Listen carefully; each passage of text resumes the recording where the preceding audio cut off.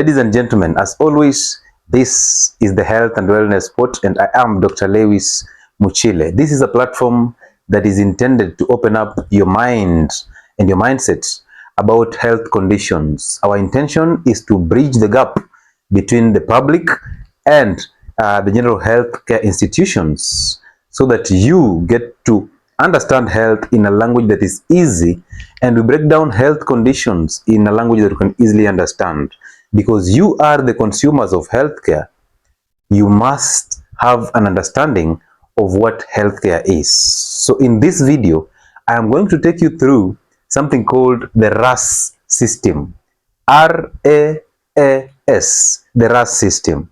Now, this is a system that has actually brought a lot of confusion, because this is where the salt problem has actually arisen from. You've heard of salt being responsible for hypertension and fluid retention. This is the system that actually explains this. Okay, so the RAS system basically means renin, angiotensin, aldosterone system. That's the meaning of the word RAS. Now, this system operates naturally in our kidneys and in our bodies, and this system was designed to actually help you do three things in the body. One is to regulate fluid balance. So when you're having low fluids, it brings up the fluid so that you don't go into a shock. Number two, electrolyte balance. Sodium, potassium, chloride, calcium, and all those, they are regulated by the kidneys. So this system plays a very important role in regulation of the electrolytes in your system. And number three role, balancing and control of blood pressure. And you'll realize this system is turned on when your blood pressure is going down, and is turned off when your blood pressure has attained an optimum level, so that you don't even go into higher and excessive blood pressure levels that are going up.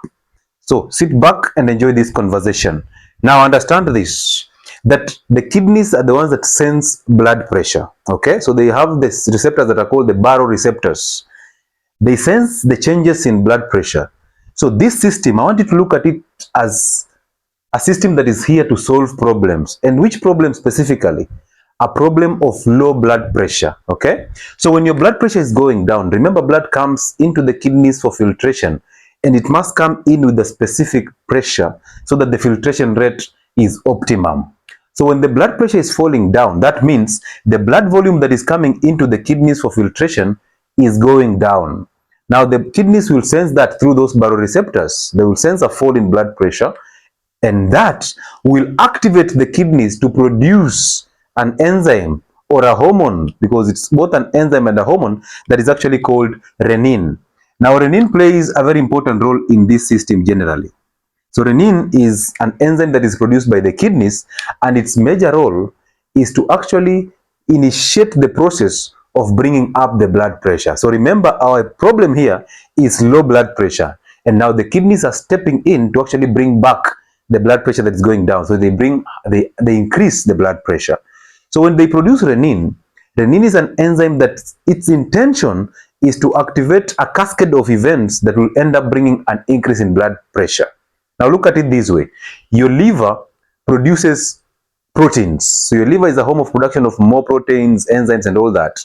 So the liver produces proteins, but one of the proteins that the liver produces is called angiotensinogen.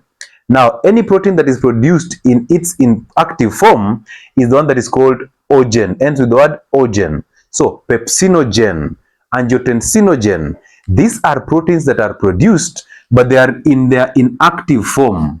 And at the end of this video, you realize the liver produces this protein in its inactive form because it knows, or it understands, that if it produces this protein in its active form, one, you will end up having a high blood pressure that you will not be able to regulate. So we produce this protein in its inactive form, and then the renin that was produced by the kidneys is the one that will now activate this angiotensinogen to its active form. Now remember, the liver has produced the inactive protein, released it into the bloodstream.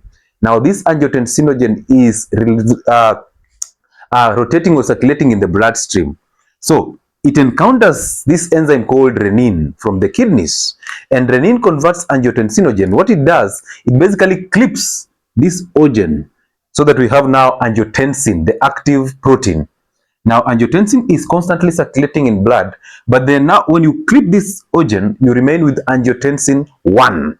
So angiotensin 1 is still inactive, but now it's circulating in the bloodstream. And guess what? This blood finds its way to the heart and then to the lungs to be oxidized. And then it comes back to the heart to be pumped out into the system.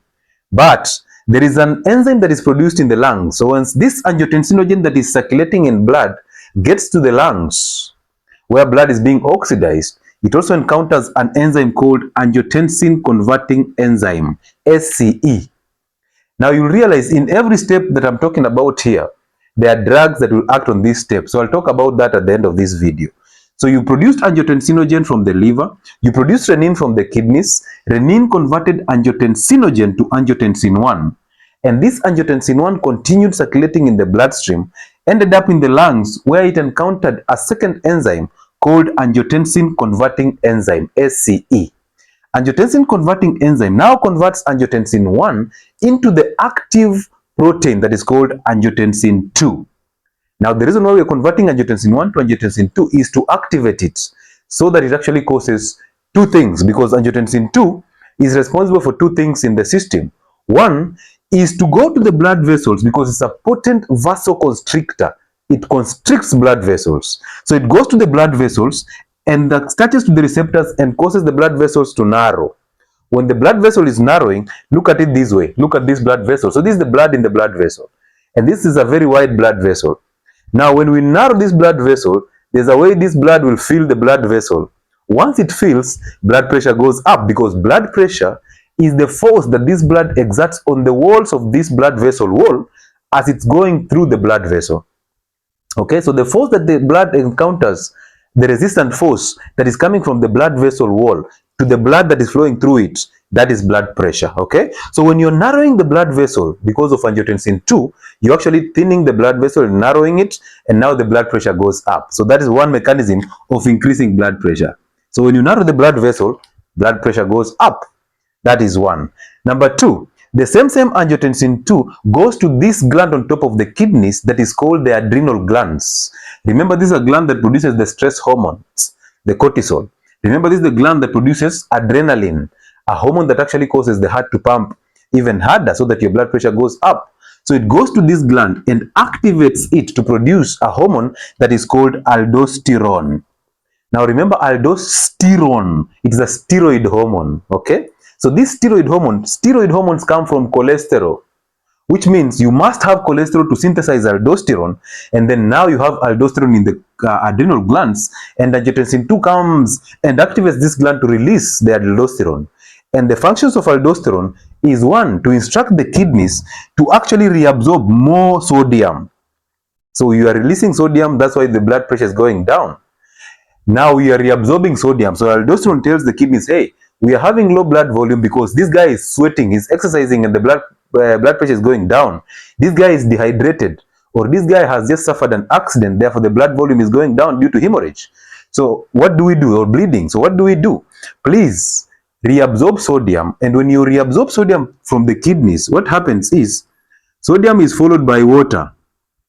So when you reabsorb sodium, you also reabsorb water. Okay, and once this happens, when sodium goes into the cells or into the system, water follows. And what happens to the blood volume? Because water is coming in, blood volume goes up.